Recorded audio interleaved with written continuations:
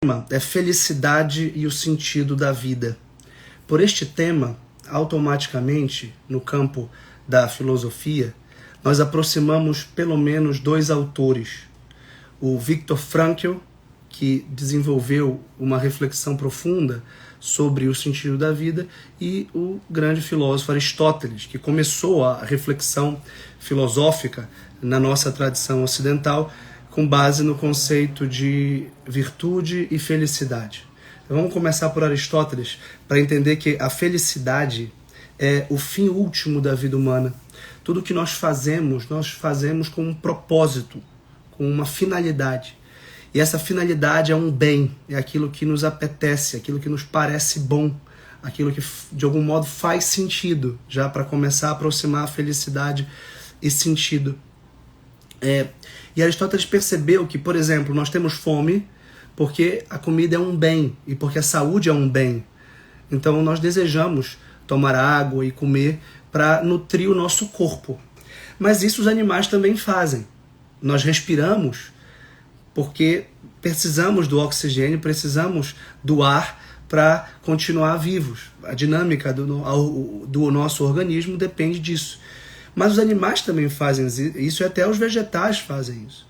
Então, para Aristóteles, o mais importante para entender a felicidade humana é entender qual é a característica tipicamente humana. O que nos distingue como animais racionais, como seres humanos, seres racionais. E isso é a razão. A razão é o que nós temos de característico, é o que nós temos de próprio, é o que nos faz sermos quem somos. Por isso, a felicidade seria o exercício ótimo, perfeito, pleno, da faculdade humana superior, que é a razão. Não seria a saúde física, por exemplo. Não seria o vigor físico, porque isso o animal também tem. Então, a felicidade seria o desenvolvimento da nossa faculdade distintiva. Só que Aristóteles percebe que para sermos felizes e desenvolvermos a virtude da sabedoria, que é a atualização máxima da nossa faculdade humana própria, da razão, nós precisamos de certas condições materiais, como a saúde física. Porque se eu não tiver saúde, eu não vou conseguir pensar, ler, estudar. Se eu não tiver prosperidade econômica mínima, eu não tenho o que se chamava de educação liberal. Eu não posso me dedicar às profissões dos homens livres. Eu serei um escravo se eu estiver preocupado apenas com o ganha-pão. Se eu estiver preocupado apenas com a subsistência material. E também se eu não tiver uma capacidade de liberdade civil para desenvolver as minhas aptidões, inclusive, sobretudo as intelectuais, eu tampouco terei meios de realizar a minha felicidade. Isso quer dizer que, nessa visão aristocrática de Aristóteles, que é a visão clássica, nós reduzimos uma quantidade muito pequena de pessoas que podem ser felizes. Apenas os aristocratas afortunados, aqueles que têm a eudaimonia, a felicidade como também um prêmio da graça, do destino, por assim dizer. Guerreiros em guerra, escravos que não são livres, mulheres, crianças, não seriam felizes, porque não seriam racionais, porque não seriam livres. Então, para Aristóteles, a felicidade é rara, é difícil, depende de condições que estão fora do nosso campo de atuação, do nosso destino, depende de bons amigos, depende de boas relações, depende de paz, porque se você está na guerra, claro que você não é feliz. Então, ela é muito rara. A felicidade é típica dos deuses para Aristóteles. E rara. Os deuses são felizes, são plenos, porque são inteligentes e contemplam as verdades eternas e não estão nesse vale de lágrimas, para lembrar de um verso da Salve Rainha. Não estão nessa confusão, nessa caverna, como dizia Platão, que é o nosso campo de atuação, que é a Terra, que é o mundo sublunar. E a grande maioria dos seres humanos não são felizes, não podem ser felizes. Então, o Viktor Frankl, que é esse filósofo, psicólogo, psicoterapeuta, fundador da logoterapia, nos fala que o conceito fundamental da ética e da psicologia moral não é felicidade, mas o sentido da vida. A logoterapia que ele funda trata da liberdade da vontade de sentido e do sentido da vida. Esses são os 3 conceitos fundamentais da logoterapia, e o título da nossa reflexão, Felicidade e Sentido da Vida, nos remete a essa noção de sentido da vida. O Frankl está debatendo com 2 psicólogos do seu tempo importantes de Viena, que é Freud e Adler. Freud dizia que nós buscamos o prazer, que a nossa vontade fundamental, a nossa motivação fundamental era o prazer. Numa visão homoestática de que nós queremos maximizar os prazeres e diminuir as dores. É claro que não é possível gozar de prazer ininterruptamente e constantemente. Por isso que nós temos neuroses, sublimações, nós temos dificuldades de viver por causa disso.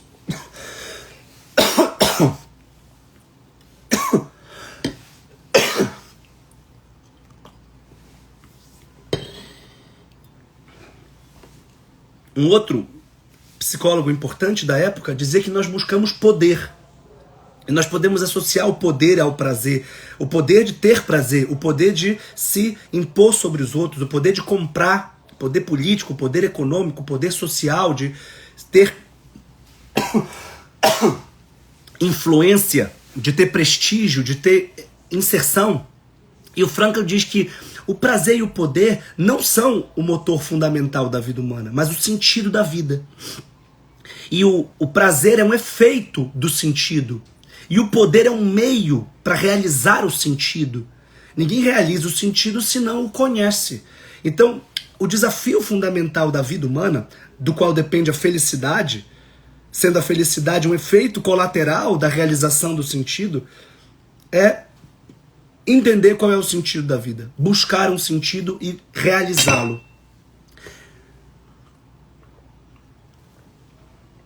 O sentido da vida é a razão para ser feliz. E o Frankl dizia, não busque a felicidade, não busque o sucesso, mas o sentido da vida. Porque é melhor ter sentido sem sucesso do que sucesso sem sentido. Claro que nós queremos o sentido da vida e o sucesso. As boas realizações, o bom retorno social, o retorno econômico, claro, o prestígio. Óbvio que todos buscamos isso. Buscamos o prazer também, buscamos de algum modo o poder para servir, para realizar a nossa vocação, como eu vou dizer. Mas a principal tragédia do nosso tempo, segundo Frankl, é o niilismo, a negação do sentido último da vida, que está muito ligado ao ateísmo. A negação de Deus como suprassentido, gerando um vazio existencial e uma tentativa translocada de encontrar um alicerce, encontrar uma base nas drogas, no sexo, no suicídio, na violência, nas fortes emoções, no consumo. Tudo isso, e a gente pode lembrar dos pecados capitais, por exemplo, a vaidade das redes sociais hoje em dia, a luxúria do sexo, da pornografia, a gula da comida, da alimentação desenfreada, da dopamina de alimentos, de doce, né, a todo momento, né, a raiva, a violência, a tensão que nós temos por pessoas violentas e impacientes, enfim, que são formas de ídolos, de quem não consegue encontrar o sentido da vida e estabelecer uma paz interior. É disso que nós vamos tratar hoje. E o relativismo de uma sociedade líquida, cujos valores são fluidos, instáveis, cujos valores são líquidos, como dizia o sociólogo Bauman, nos deixa sem mapa, sem norte. Né? E o Frankl percebeu que no campo de concentração e extermínio nazista de Auschwitz, certas pessoas continuavam a viver com sentido, mesmo nas condições mais adversas. E outras simplesmente desistiam da vida. E ele se perguntou por que certas pessoas, nas piores situações, querem viver, continuam vivendo, afirmam a vida. E outras pessoas, nas melhores condições sociais, econômicas possíveis, desistem da vida, banalizam a vida, tornam a vida gratuita, ociosa, né? E a resposta é exatamente porque aquelas no campo de concentração buscaram o sentido e o encontraram. Então, nós vamos refletir nesta palestra sobre 5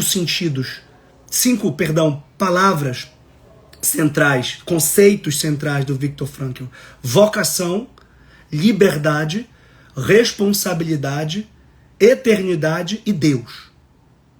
5 palavras.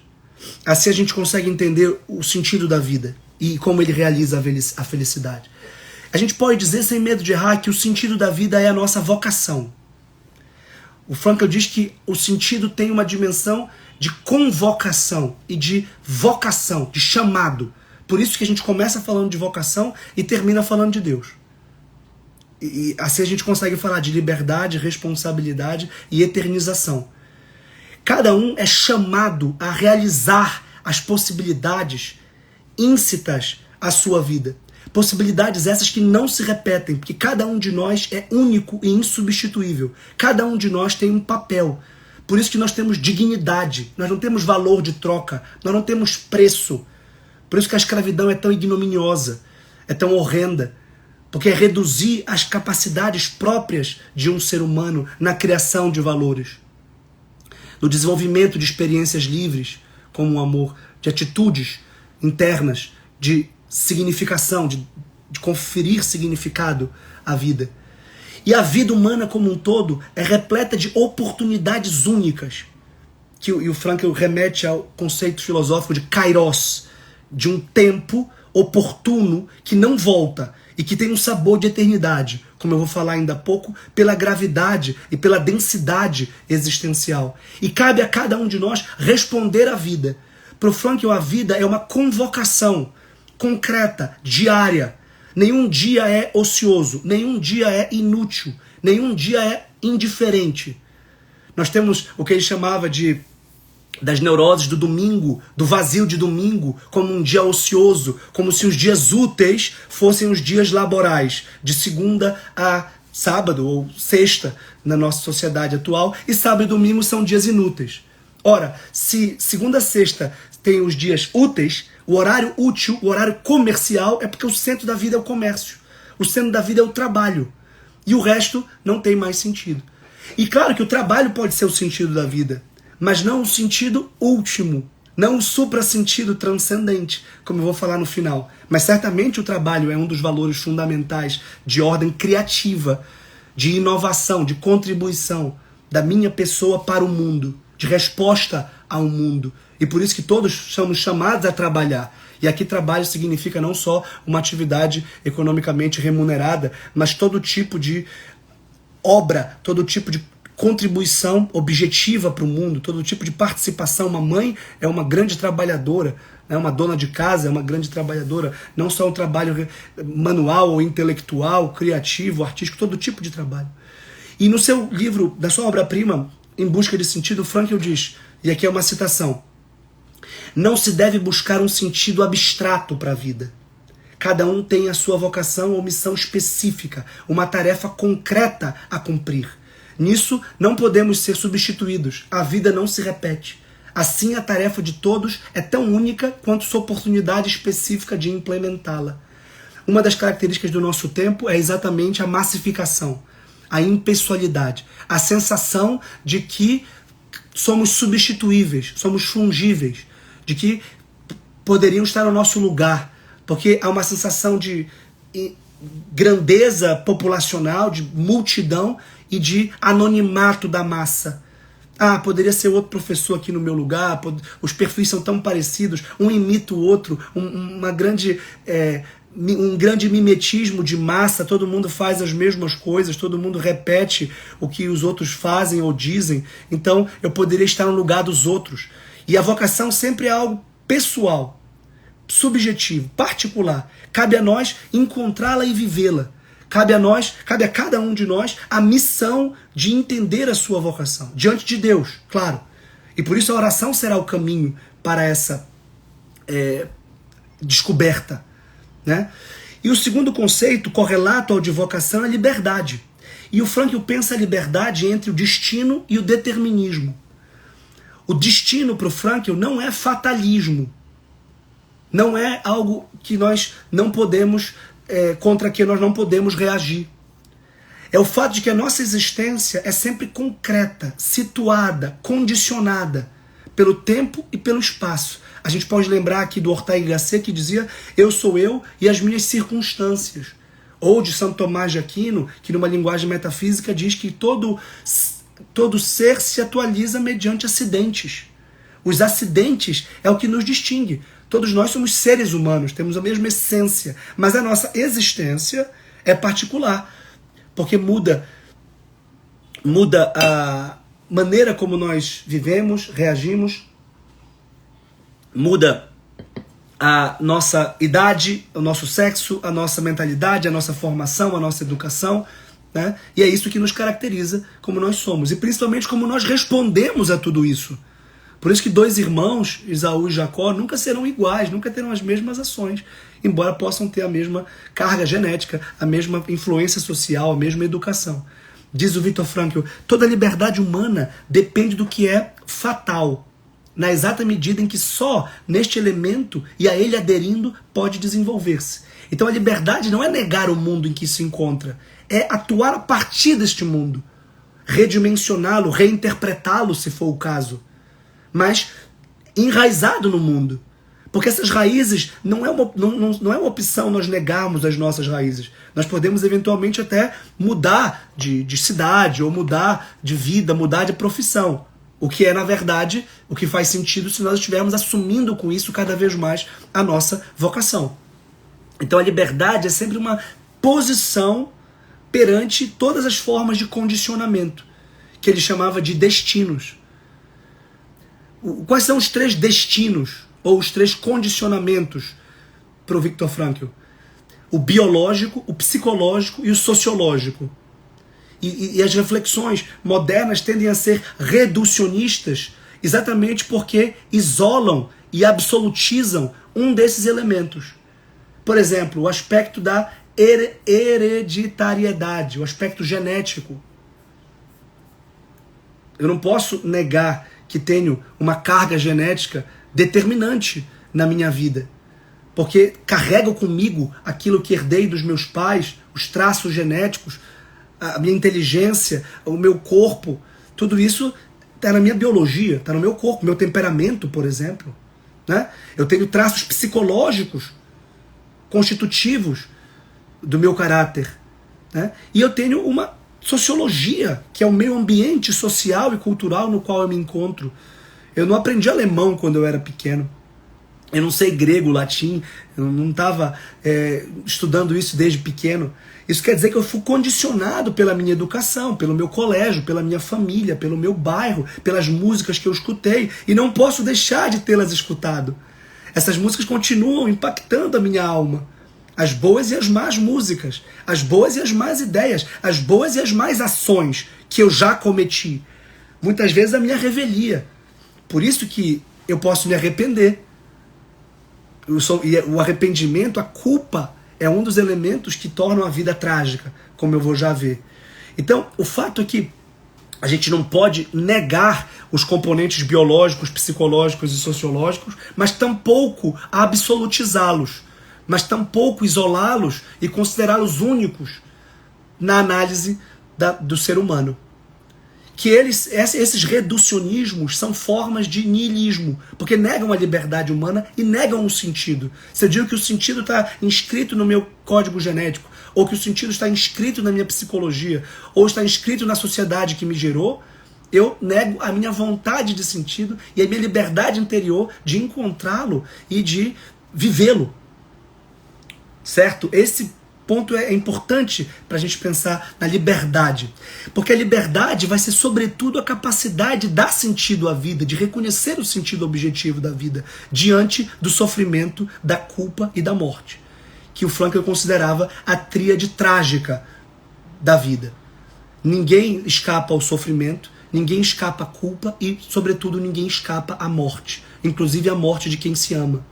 Por isso que o tema do sofrimento, que é central para o Viktor Frankl, que passou por campo de concentração e perdeu esposa grávida, pai, mãe, irmãos, amigos, trabalho, perdeu praticamente tudo que se pode perder, como Jó. Jó é o grande herói do sofrimento convertido em sacrifício, de um sofrimento que leva a tudo, menos o sentido. Porque o sentido é interior. O sentido está dentro de nós. Então, os valores objetivos que nós realizamos na nossa vida são de 3 ordens. Os criativos, como o trabalho, os experienciais, como o amor, e os atitudinais, como o sofrimento convertido em sacrifício. O sofrimento convertido em sacrifício é exatamente a capacidade de conferir sentido ao sofrimento. Porque o sacrifício é quando a gente perde algo para ganhar mais. Quando eu sacrifico o meu tempo de esporte, por exemplo, para estudar, é porque eu considero o conhecimento, o bem do conhecimento, superior ao bem do jogo ou do esporte. Então, depois da vocação e da liberdade, a gente pode tratar da responsabilidade. Exatamente porque nós somos livres e chamados a realizar algo de próprio, de insubstituível, é que nós somos responsáveis. Isto é, nós respondemos pela nossa existência, por quem nós somos, pelo que nós fazemos. Nós não podemos atribuir a ninguém mais o que só nós podemos fazer. Só se vive uma vez. Portanto, você deve assumir a responsabilidade perante as possibilidades existenciais. Isso dá uma unidade da nossa vida diante desse tempo que foge. E o tempo, quando o tempo foge, nós temos que reter o que é essencial, o que transcende o tempo, que é exatamente o sentido. E o Frankl diz, realmente qualquer situação faz uma exigência a nós, coloca-nos uma pergunta a qual damos uma resposta através de algo que fazemos, como se fosse um desafio. E para pensar nessa temporalidade, nessa eternidade, que é o conceito que eu quero trazer para vocês, nós somos responsáveis por algo eterno. Isso é uma afirmação interessante do Frankl. Nós somos responsáveis por algo eterno.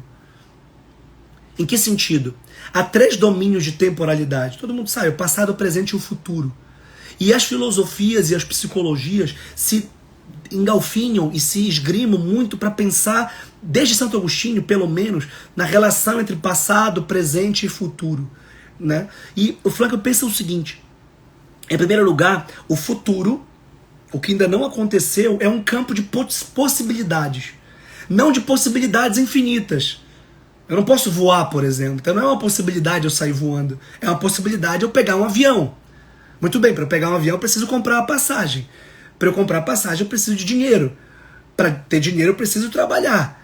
Para trabalhar eu preciso de saúde. Para ter saúde eu preciso comer. Para comer eu preciso comprar mais uma vez comida. E assim por diante. Então o futuro é um campo de possibilidades, que o Frankl chama de poder ser.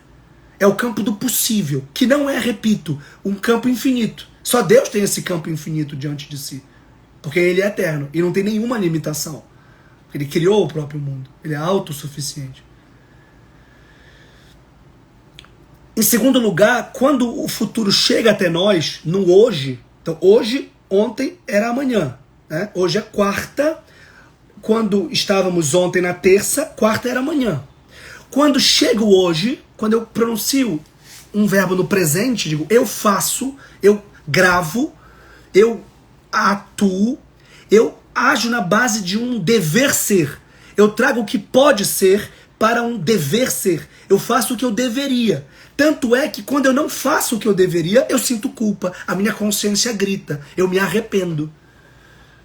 Então, no meu exame de consciência, quando eu deixo a minha consciência falar, eu transcendo quem eu sou, me olho de um campo superior e digo, eu não deveria ter feito isto, eu deveria ter feito aquilo.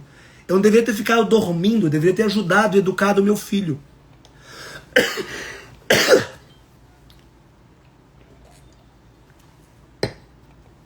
Nesse momento, a minha consciência transcende o tempo e olha para que eu tenho mais um hoje. Amanhã será um novo hoje para que eu possa me corrigir e deixar de cometer pecados ou vícios para cometer virtude, para realizar o que é bom, atualizando. Agora, o mais importante não é o campo do futuro, que é o poder ser, e nem o presente, que é o dever ser. O mais importante é o sido do passado. Só o passado é para o Frankl, porque o passado cristaliza na eternidade o que se fez, na memória de Deus. Na memória de Deus, tudo já se deu e tudo é. Nada deixa de ser. Isso confere à existência uma gravidade, uma densidade, uma profundidade.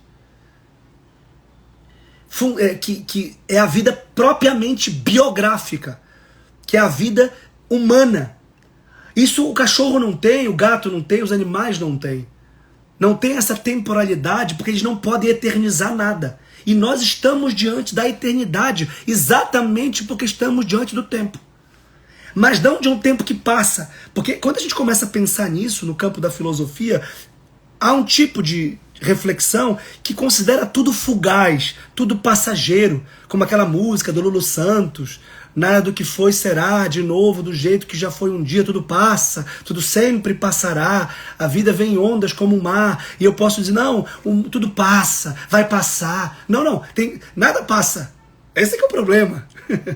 É só o contrário. Nada passa na memória de Deus. Nada passa do que foi feito, do que foi realizado. Não só porque a história humana, a história é o registro do passado. É os livros de história do que aconteceu no século passado. E os fatos que já aconteceram. Ou se eu lembro da minha filha, ou se eu lembro da minha mãe, da minha avó, enfim. Não, nada passa exatamente porque quando a gente realiza os valores que dão sentido à vida, a gente preenche a vida de uma carga moral, de uma densidade espiritual eterna. A gente eterniza ações. Por isso, o mais importante é o passado. Não no sentido do que passou, mas do que fica. Porque essa palavra passado vem do verbo passar. Mas o sentido do passado não é o que passou, é o que fica na memória de Deus. É o que fica no ter sido, no ser, no que já é. E não pode deixar de ser. Não no que já foi, mas no que é. Não o poder ser do futuro, não o dever ser do presente, mas o ser ou o sido do passado. Melhor, o mais certo na tradução é o ser do que o Frankl está dizendo. E por que essa reflexão sobre a eternidade? Porque se tudo passasse simplesmente, nós entraríamos numa indiferença relativista. Se tudo passa, tanto faz. Comamos e bebamos, diz São Paulo, porque amanhã morreremos. São Paulo citando os filósofos, os poetas gregos da época, que adotavam uma visão de carpe diem, aquela visão Hakuna Matata do Rei Leão, que é uma visão animal. O que resta ao animal? Comer, beber e dormir. Cruzar, ter prazer, correr, entrar, banhar-se na água, se refestelar, fugir da morte, matar e pronto, seguir os instintos. Essa não é a vida humana. Eu comecei dizendo com Aristóteles que a busca pela felicidade, encontrar o que é a felicidade, depende de reconhecer quem somos nós, qual é a natureza humana. Portanto, a questão psicológica e a questão moral dependem da antropologia filosófica, depende de entender quem é o homem.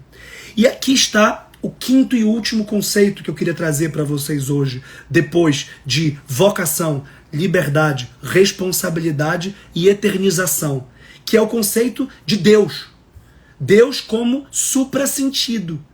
Existem sentidos no plural, eu falei que o trabalho é o sentido, os valores criativos, experienciais, atitudinais, como o trabalho, o amor, o sofrimento, são dotados de sentido, conferem sentido à vida, mas existe o suprassentido, o sentido superior, que naturalmente depende do absoluto, do que não passa, do que é eterno, que é Deus.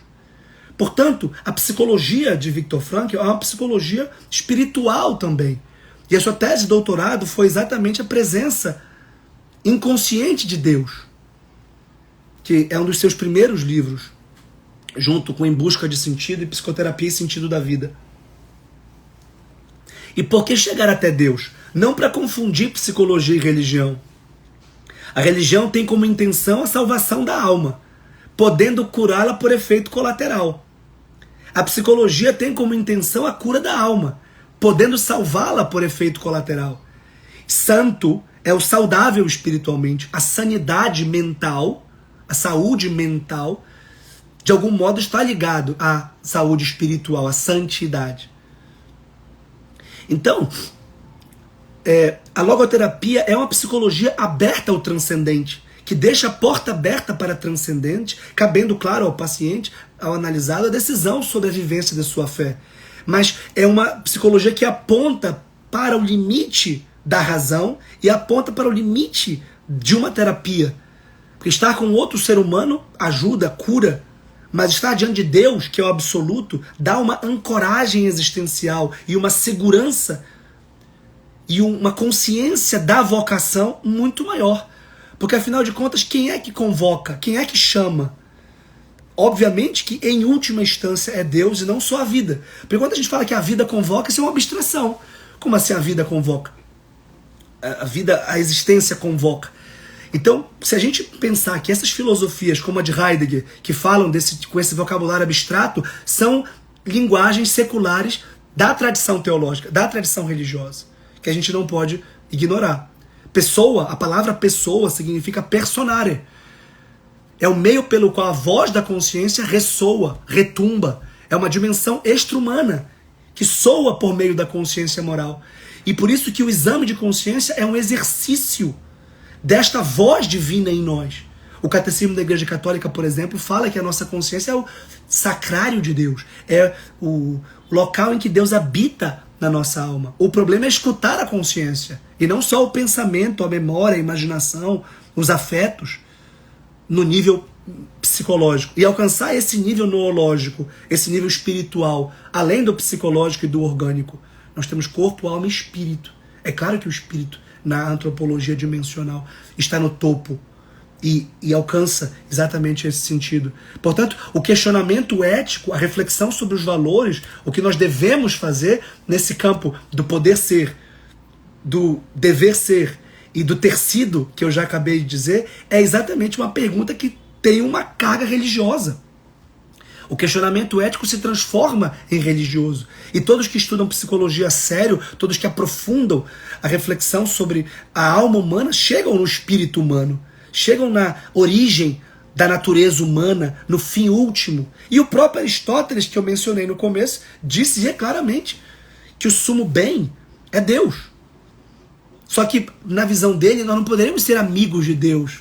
Nós poderíamos amá-lo, porque ele é o sumo bem, porque ele é o sumo belo, porque ele é verdadeiro, porque ele é perfeito, porque ele é absoluto, porque ele é imutável, porque ele não conhece acidentes. Mas nós não podemos participar dessa natureza, a não ser contemplando-a. E contemplar é uma forma de integrar. Bem, mas deixa Aristóteles, por enquanto, de lado. Não há uma resposta meramente psicológica à pergunta: o homem tem responsabilidade perante o quê? Ou perante quem? Essa é uma pergunta de tipo transcendente. É uma pergunta que nos faz sair de nós e ir não só para a comunhão com outras pessoas, como no caso do terapeuta, como no caso de um conselheiro, como no caso de alguém que vive a integridade do seu chamado existencial e que por isso convoca a que o seu amigo responda por sua vez ao seu próprio chamado, mas diante de Deus. Se a liberdade se explica pela existência concreta, situada, contingente, como eu falei, a responsabilidade só se explica pela transcendentalidade da consciência, diz Frankl. Ou seja, não há responsabilidade sem consciência e não há consciência sem transcendência. Porque a consciência é um órgão noológico ou espiritual que me permite entender qual é o meu dever ser, qual é o meu chamado, qual é a minha vocação. Portanto, Deus é o fundamento último dos valores. Claro que há fundamentos penúltimos. Claro que a sociedade cria valores, você cria subjetivamente valores, mas o fundamento último e objetivo dos valores é Deus. E aqui a gente está no campo tanto da metafísica quanto da teologia, que refletem sobre a natureza e a existência de Deus.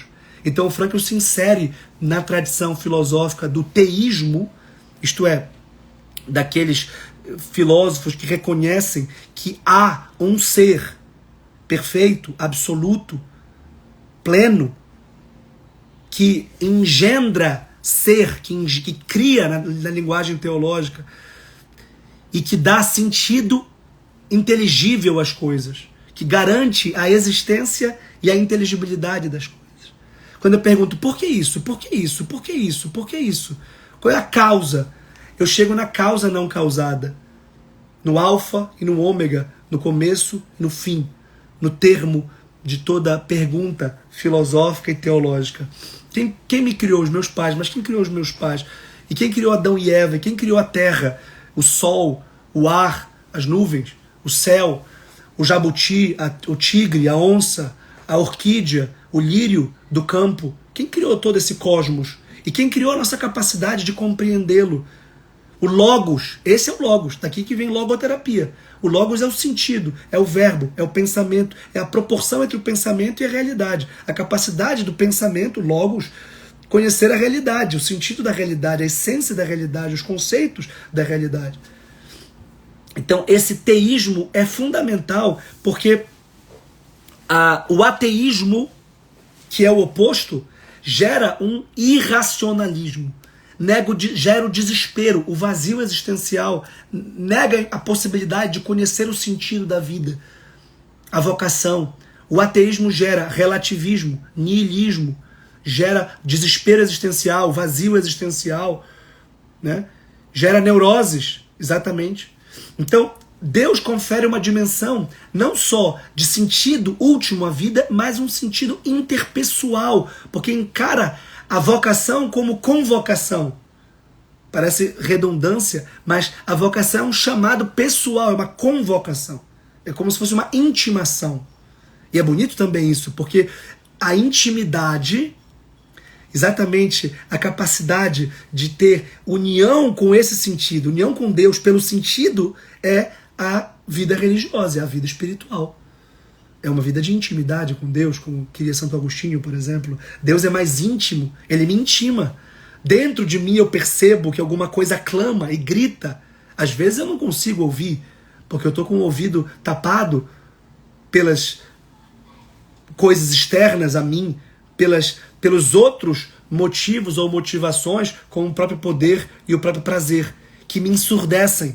Por isso que eu preciso de um trabalho interior e ascético de depuração do meu pensamento, do meu sentimento, para perceber o que em mim é supérfluo, para que em mim é extrínseco, passageiro, qual é o meu verdadeiro dever ser e o que a consciência pede que eu faça.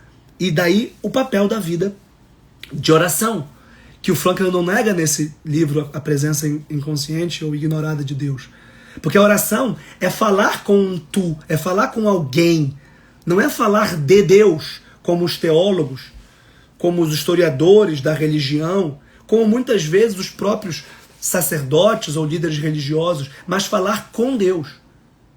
Não como uma coisa na terceira pessoa, isto ou ele, mas como um tu, uma segunda pessoa.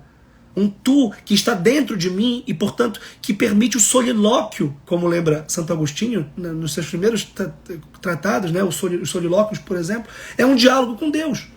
É um diálogo da alma com a razão, no caso de Santo Agostinho. No fundo, a razão personifica a inteligência divina.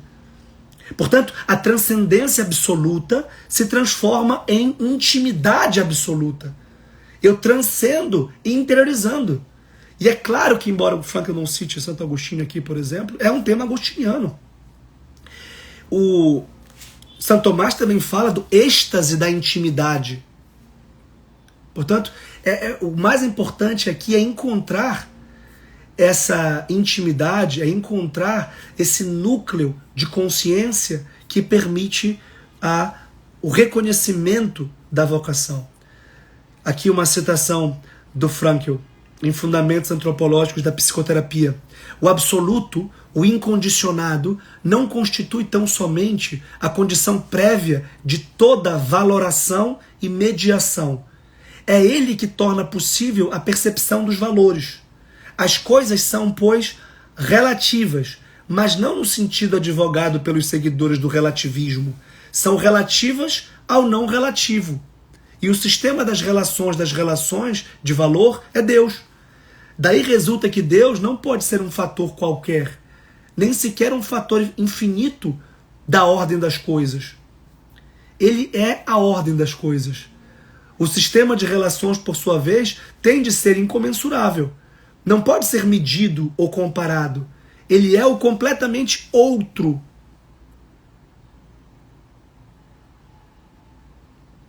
Deus não se encontra em nenhuma dimensão, simplesmente porque ele é a dimensionalidade de qualquer relação de valores.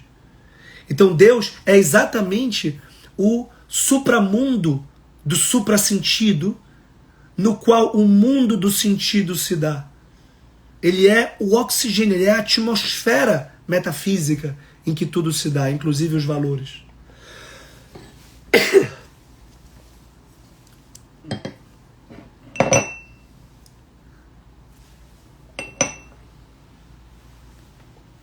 Por isso, mais uma vez, a gente vê aqui a crítica ao relativismo, que empobrece a nossa visão de homem, empobrece a nossa visão moral, a nossa visão psicológica e impede que as pessoas tomem partido verdadeiro na vida, porque não sabem a que as coisas são relativas ou os valores são relativos, gerando um subjetivismo, gerando um solipsismo, um individualismo, uma incapacidade de sair de si.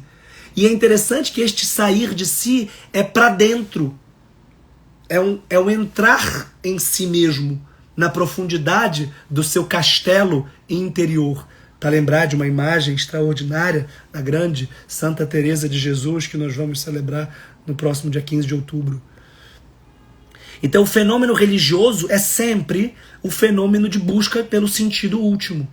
Repito, não pelos sentidos particulares ou setoriais, mas pelo sentido que dá sentido a tudo e que não tem nenhum condicionamento e que não está submetido a nenhuma mudança. E isso só pode ser Deus. O sumo bem que estrutura a abóboda dos outros bens na ordem do amor só pode ser absoluto, eterno e imutável. E, portanto, só pode ser o que se chama convencionalmente de Deus. Não interessa como você chame, inclusive, porque os nomes não reduzem, não alcançam a essência deste ser absoluto, eterno, perfeito e imutável. Portanto, diz o Frankl, e se a logoterapia não concebe da mesma forma o fenômeno desta fé como crença em Deus, mas a concebe como uma mais ampla crença no sentido, no logos, então é inteiramente legítimo que ela não se ocupe apenas com a vontade de sentido, mas também com a vontade de um sentido último, que ele chama de super-sentido, ou, como eu prefiro traduzir, supra-sentido. A fé religiosa é, assim, uma crença no super-sentido. Por que eu gosto de super-sentido? Porque é über, é acima, e não super no sentido de intensificar. Claro que super como intensidade do sentido também cabe, porque Deus intensifica as nossas ações. Esse supra-sentido, ele é totalizante e arrebatador. Ele é totalizante porque ele não está ausente de nenhuma dimensão da vida. Ele é onipresente. E ele confere unidade à vida. Ele reúne todos os elementos dispersos da vida. Ele permite o recolhimento, a unidade da vida. Só podemos captar o sentido particular e determinado, mas não o sentido último e transcendente. Para o Frankl, nós não podemos conhecer Deus como quem conhece um objeto geométrico, um triângulo, porque religião não é ciência.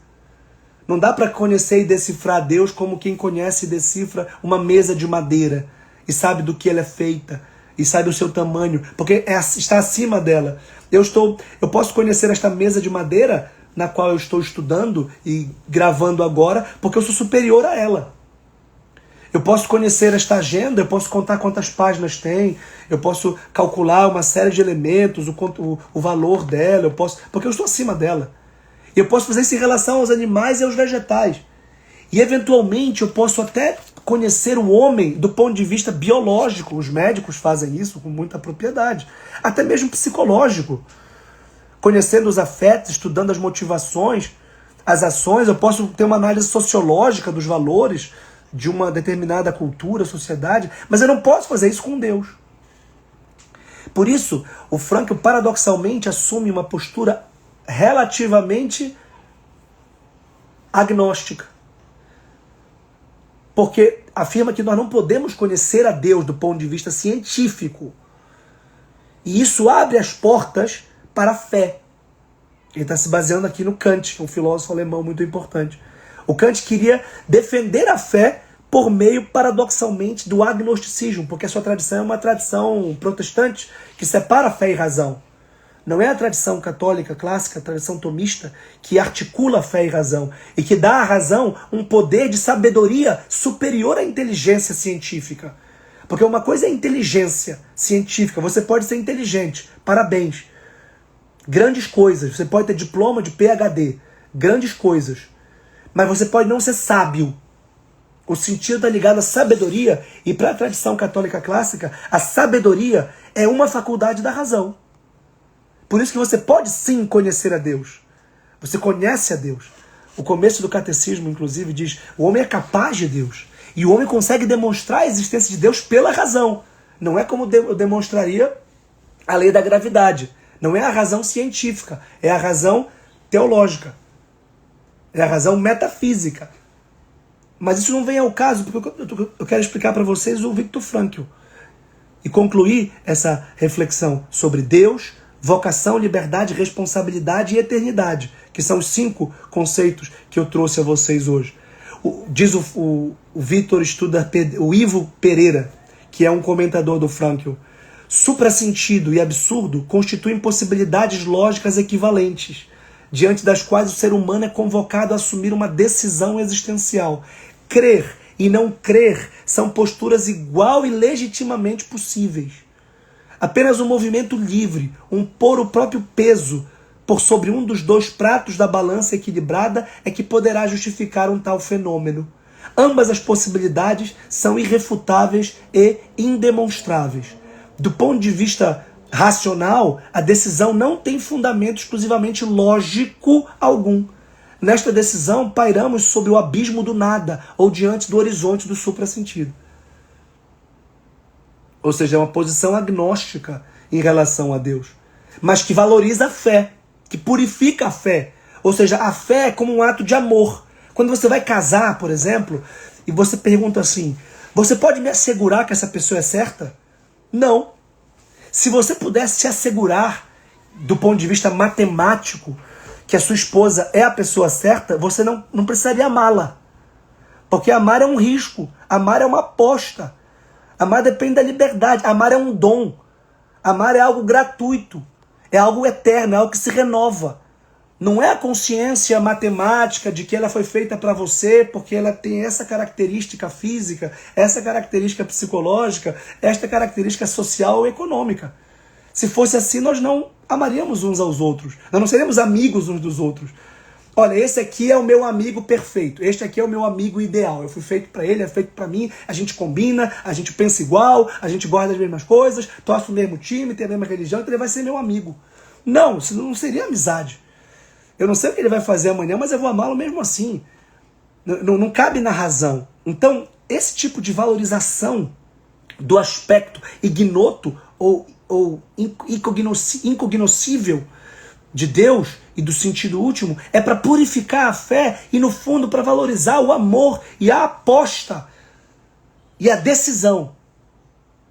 Diz o Frankl, por exemplo, num livro chamado O Sofrimento Humano, que é um livro muito interessante, Fundamentos Antropológicos da Logoterapia: cabe ao cético o ônus de provar a inexistência do suprassentido, provar o absurdo do mundo, enquanto o crente, acerca do suprassentido de Deus, arca apenas com o peso de não poder comprová-lo.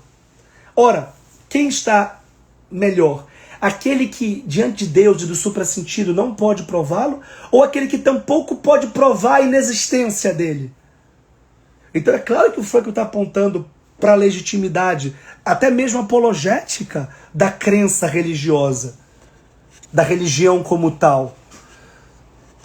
Por isso que é muito mais sábio, é muito mais prudente, é muito mais humano buscar este sentido absoluto, buscar Deus, buscar o suprassentido, do que ignorá-lo, do que negligenciá-lo, do que mantê-los entre parênteses. Por isso que a pergunta mais importante, e diz Chesterton, a pergunta mais prática, é a pergunta sobre o universo. É a pergunta sobre o mundo. O Chesterton dizia, eu só gosto de falar de coisas práticas, por isso que eu fico pensando no universo.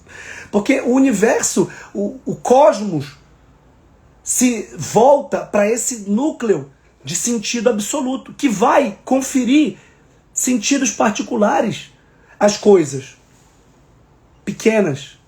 Ontem, por exemplo, dia de Santa Teresinha, é alguém que estava exatamente diante de Deus a todo momento, e por isso as pequenas coisas, as coisas aparentemente indiferentes, tinham um sentido superior. É exatamente porque ela estava diante do suprassentido de Deus a todo momento, e tinha a presença plena de Deus a todo momento, é que ela pôde viver a vida de infância espiritual e valorizar as pequenas coisas. Diz o Viktor Frankl, o homem comporta-se, portanto, frente a Deus como um animal com relação ao homem. Assim como o mundo do homem abrange o meio do animal, assim o mundo do homem é abrangido pelo supramundo. O Frankl fala de 3 âmbitos: animal, homem e Deus. O animal vive com base no instinto. O animal vive com base no que vem de trás dele, no impulso que o impulsiona, que o empurra. O homem vive com base no sentido a ser realizado no presente, pelas possibilidades do futuro, como que atraído pelo sentido. O homem, ele é um ser de esperança, de expectativa, de que visa realizar a cada dia o sentido. E de onde vem esse sentido? Vem do suprassentido, vem de Deus. Então Deus, homem e animal. O homem está entre o animal e Deus. O homem participa da animalidade, porque ele tem corpo, e por isso ele tem instinto. E por isso ele tem psicologia. Ele tem afetos. Mas estes afetos não são determinantes no sentido absoluto e fatalista. Eles o condicionam e o determinam no sentido impróprio. Mas não são fatores que impedem a sua liberdade. Porque existe o ambiente, o mundo e o supramundo. Nós temos também um mundo diante de nós, que é um mundo de sentido, é um mundo moral. E para concluir, isso me parece a grande contribuição do Viktor Frankl, que diz o seguinte: o âmago da defesa de um suprassentido perpassa irrecusavelmente a questão do componente trágico do destino humano e a possibilidade de existência de um sentido último para o sofrimento humano. A suposição desse suprassentido busca afirmar a possibilidade de que elementos do mundo que a razão humana considera absurdos ou sem sentido, como, por exemplo, as diversas formas de mal, as coincidências perniciosas, a dor de pessoas inocentes, ou mesmo o fato inevitável do envelhecimento e da morte, possam ter um sentido de justiça e valor extra-humano, numa outra dimensão, superior e inacessível ao homem. Quando a pergunta pelo sentido referir-se não mais ao sentido concreto de minha existência atual, mas elevar-se ao questionamento a respeito da meta, do fim e do valor, da totalidade do mundo e das formas de destino, entra em jogo então a questão da fé no suprassentido, que é, em última instância, a questão de Deus. Essa crença não gera fatalismo, não nega a liberdade, ao contrário, só aumenta a responsabilidade diante de Deus, que nos leva a agir em consonância com esse suprassentido. Mesmo que nós não entendamos plenamente pela razão, mesmo que a vida pareça sem sentido do ponto de vista existencial, pela morte, pela dor, pelo sofrimento, pelo absurdo da existência em geral, há uma aposta fundamental de que nada é gratuito, de que nada é ocioso, de que nada acontece por acaso, de que nós não estamos aqui como palhaços. Ao contrário, nós estamos aqui como atores de uma peça divina, cujo enredo global nós não conhecemos. Porque só conhece o enredo global de uma peça o diretor, que está fora dela. Acontece que nós estamos no palco, agindo todos os dias. Nós não temos um enredo global, porque nós não conhecemos todas as biografias. Mas tem uma biografia que nós temos que conhecer. Ou pelo menos que nós temos que escrever, que é a nossa. Por isso que eu não posso conhecer mais ninguém a não ser eu mesmo. Isso Santo Agostinho estava consciente também. Vejam, não tem nada a ver com solipsismo, não tem nada a ver com egoísmo, egocentrismo. É que eu não posso conhecer nem a minha esposa, que é a pessoa que eu mais amo. Porque eu não consigo penetrar no seu íntimo, mesmo que eu quisesse, e mesmo que eu tentasse, e mesmo que ela me abrisse a sua intimidade, como abre, nós somos casados, mas eu não consigo alcançar o coração dela. Porque nem ela consegue fazer isso. Só Deus tem o coração dela. E se ela estiver diante de Deus, ela pode conhecer o seu próprio coração. A mim cabe apenas conhecer o meu próprio coração onde Deus habita. E claro que eu ofereço a ela, e eu ofereço a Deus. E a gente se ama, e a gente quer penetrar a intimidade um do outro. Inclusive da carne, somos marido e mulher. Isso gera vida no corpo e na alma. Isso gera filhos, e gera amor, intimidade, amizade. Mas mesmo assim, um para o outro permanece, como diz São Paulo aos Coríntios, a gente vê como um espelho. Espelho das palavras, espelho do corpo. Né? Como é que eu vou penetrar a alma de alguém? Eu posso olhar nos olhos, eu posso dar um abraço, eu posso dar um beijo, eu posso cheirar, eu posso sentir o carinho, eu posso falar, eu posso escutar o que a pessoa me diz, eu posso dizer o que eu sinto, mas tudo isso é apenas um espelho opaco e embaçado da alma, que permanece insondável. E por isso diz o Salmo, sonda a alma. O Senhor conhece a alma. Porque ele é connatural à alma, porque ele é espírito. Então são essas as reflexões. Muito obrigado e estou à disposição.